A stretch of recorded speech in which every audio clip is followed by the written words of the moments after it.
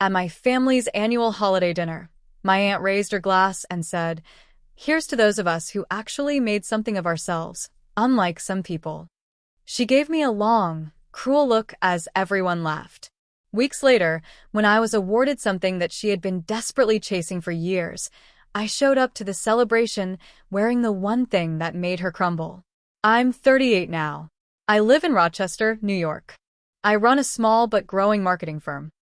It's not flashy, and it took years of late nights, rejections, and eating cereal for dinner. But it's mine. I built it. And my family? Most of them still think I'm the screw-up. Especially my Aunt Cheryl. Cheryl is my mom's little sister. She's the kind of person who never really grew out of high school. Always chasing the next flashy thing. Always bragging. She works in real estate, but acts like she's royalty. Designer clothes, expensive perfume, fake smiles. And for some reason, she's always had it out for me. I think it's because I didn't follow the right path. No Ivy League degree. No corporate title. No husband. No kids. Just me, working quietly, staying out of drama. But that didn't stop her from making me the family punchline. Every December, my parents host this big holiday dinner. Everyone comes, cousins, uncles, people you haven't seen all year. We wear ugly sweaters. We smile for photos. We eat the same dry turkey and overbaked rolls. The kind of thing that looks happy on Facebook but feels fake in real life. This past year, something changed. We were halfway through dinner. Glasses full, stomachs half full. The usual loud chatter and clinking silverware. That's when Cheryl stood up. She had this glass of red wine in her hand, and that smug look she gets when she thinks she's about to be clever. "Let's do a toast," she said, raising her glass. People quieted down. "To those of us who actually made something of ourselves," she said, pausing just long enough for her words to sting. Then she turned her head, slow, deliberate, and looked straight at me. Unlike some people. It hit me like a punch to the chest. I laughed. I actually laughed a little, just to hide the way my throat closed up.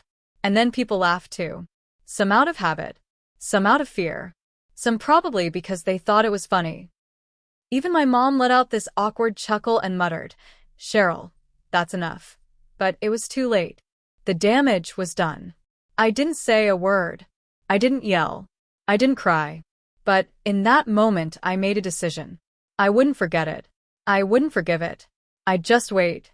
Because I knew something she didn't. 2 weeks before that dinner, I'd been contacted by a major lifestyle and wellness brand that was opening offices in the US. They were big in Europe, think high-end, but approachable. They wanted someone to lead their US expansion and help build their brand from the ground up. I almost didn't apply, but something in me said, try. I pitched my vision. I showed them campaigns I'd worked on, explained how I built my own business from zero, how I understood growth, not just from a corporate angle, but from the bottom. What I didn't know at the time. Cheryl had also been circling the same company. Through her connections, of course. She'd been trying to weasel her way into a high-profile role on their branding team.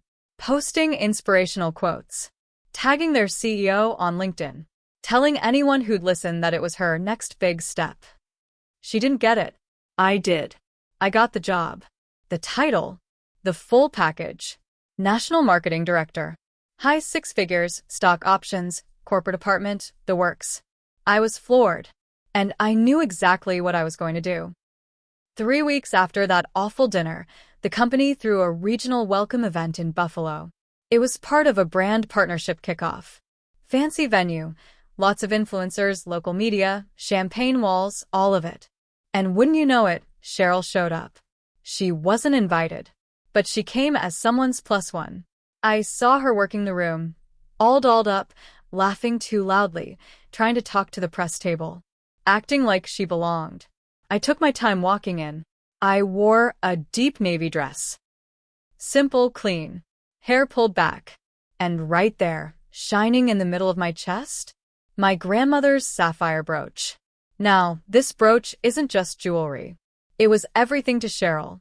My grandmother wore it every Sunday to church. After she passed, she left it to me in her will. Not to Cheryl. To me. Cheryl went ballistic. She accused my mom of rigging the will, said the brooch should have been hers. She didn't speak to us for 6 months after the funeral. And now? Now I was wearing it. Front and center. She saw me the second I stepped onto the floor. Her whole face dropped. Like she'd seen a ghost. Then she saw the event banner with my name on it. Her jaw clenched. She turned away. I didn't care. I made my way through the room, shaking hands, smiling, making small talk with people who actually respected me. When it was time for speeches, they brought me to the front. The lights dimmed. A spotlight hit the stage. I could have played it safe, but I didn't. I stepped up, held the mic, and looked right at her. I want to thank everyone who believed in me, even when it wasn't easy. And to those who didn't, thank you too. You gave me something to prove. I paused. Then I smiled, just a little, and added, here's to the late bloomers. The quiet ones. The ones who kept showing up, even when people laughed. People clapped. Not polite claps. Real ones. Cheryl didn't. She was already gone. She left before the dessert cart rolled in. After that night in Buffalo, I didn't hear from Cheryl for weeks. No texts. No calls. No snide comments on family group chats. Just silence. It was like she vanished. But Cheryl doesn't disappear quietly. She reloads. The silence broke 2 months later.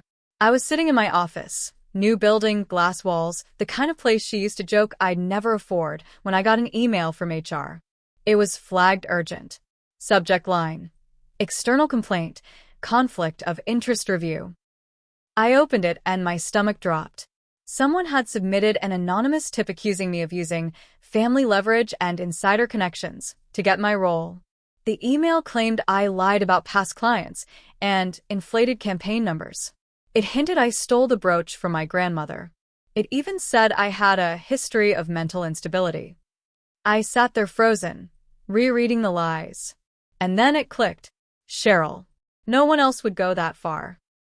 No one else even knew enough about my personal life to say those things. She knew the names to drop. She knew just enough about my business history to twist it into a threat. I was livid. But I couldn't just accuse her. HR takes this stuff seriously. The company launched a quiet internal review. They looked at my records, interviewed my old clients, reviewed my pitch documents. For weeks, I had to act normal while my whole career was under a microscope. Meanwhile, Cheryl was out there telling anyone who'd listen that I was under investigation. One of my clients, who I'd worked with for 3 years, called and asked if I was stepping down. I held it together. Barely. Then one morning, HR cleared me. No wrongdoing. They apologized, said the complaint was clearly malicious and baseless. Even gave me a bonus for how I handled it professionally. But I wasn't done. I called my lawyer because, thankfully, I had one on retainer for contracts, and asked what I could do. He looked into it, found out the complaint had been filed from an IP address linked to Cheryl's real estate agency's office. We had proof. I still didn't confront her. Not directly. I waited again. 2 weeks later, we had another family dinner, this one for my dad's birthday. Smaller crowd. Restaurant setting. Less fake cheer, more forced small talk. Cheryl was there, wearing another designer outfit she probably couldn't afford. She acted like nothing had happened. Halfway through dinner, I got up and quietly handed her an envelope. She opened it. Inside was a copy of the legal cease and desist letter my lawyer sent to her employer, outlining the IP evidence and her false complaint. I leaned in close and said, just loud enough for her to hear, next time you come for me, make sure your lies don't leave a digital trail. She went pale again.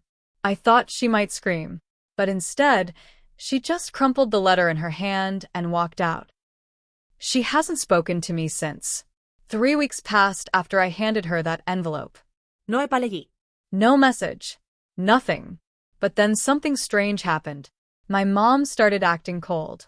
She wouldn't say it outright, but I could tell something was off. She canceled lunch plans with me.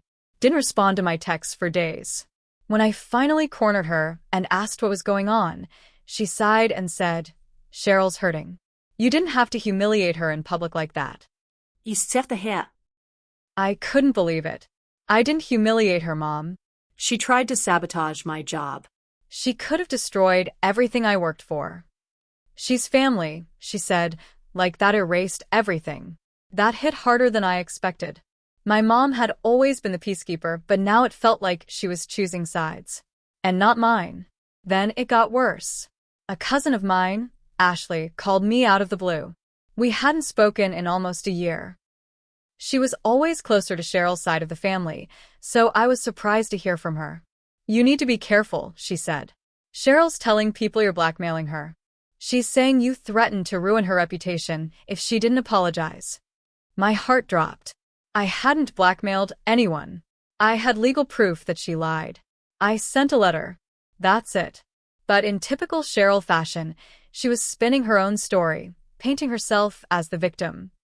Now, cousins who barely knew me were blocking me on social media. I even got a message from an old family friend that just said, "Didn't expect that from you."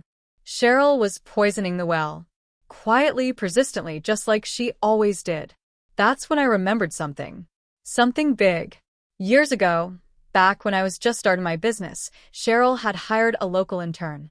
A sweet girl named Melanie. Melanie had come to me later, after Cheryl fired her out of the blue. She said Cheryl made her work unpaid overtime and threatened to ruin her chances in real estate if she complained. Back then, I didn't do anything. I was trying to stay out of drama. But now? I reached out to Melanie. She remembered everything. And more. Apparently Cheryl had falsified home staging invoices and pocketed the difference. She'd also been reported to the board once for misrepresenting a home's square footage, but she'd quietly settled it and paid a fine to make it go away. I asked Melanie if she'd be willing to write a statement. She agreed, on the condition her name wouldn't be public. My lawyer was stunned at how reckless Cheryl had been. We filed a formal complaint with the New York Department of State, backed with Melanie's statement and a few anonymous tips from others who'd crossed paths with Cheryl over the years. I didn't lie. I didn't exaggerate. I just put the truth on paper and let it speak for itself. Then I waited. The fallout took about 6 weeks to hit. It started with a quiet suspension. Cheryl's name was taken off her agency's listings online. A few of her for sale signs disappeared from front lawns. No more Instagram posts about her million-dollar clients or dream closings. People noticed. Then it went public. A local business blog ran a short story about a real estate agent under investigation for ethics violations and falsified property details. They didn't name her directly. But the clues were obvious. And once people started talking, the truth came out faster than she could hide it. Her brokerage dropped her. The real estate board opened a formal disciplinary hearing. She was done. Her reputation, the one thing she guarded like gold, collapsed in weeks. But that wasn't the end. Cheryl showed up at my parents' house one night, sobbing on the porch. I wasn't there, but my mom called me, shaken. She said, "You ruined her life," my mom whispered. She says she's lost everything. I wanted to feel bad. I really did. But I didn't. Because I remembered how she smiled when she humiliated me. How she filed that fake complaint. How she told people I was mentally unstable. How she laughed when others joined in. So no, I didn't feel bad. Still, something sat heavy in my chest. Not guilt. Just sadness, maybe. For how broken our family had become. Then came the last twist. My dad pulled me aside one Sunday. He looked tired, older than I'd seen him in years. "You were right to stand up for yourself," he said. "But your mom's heartbroken. She thinks she lost both her girls." That hit harder than I thought it would. I'd done everything right. I kept my head down, worked hard, didn't retaliate until I had no choice. But in winning, I'd scorched the ground behind me. There was no fixing it now. At the next family gathering, Easter this time, I showed up late. I brought a bottle of wine, made small talk. Cheryl didn't come. Nobody asked about her. But the room was colder. People smiled less. Conversations were shorter. I had gotten my revenge, and I had earned it. But the cost? The cost was silence. Sometimes revenge feels good. Other times, it just feels final. And that's what this was. Final.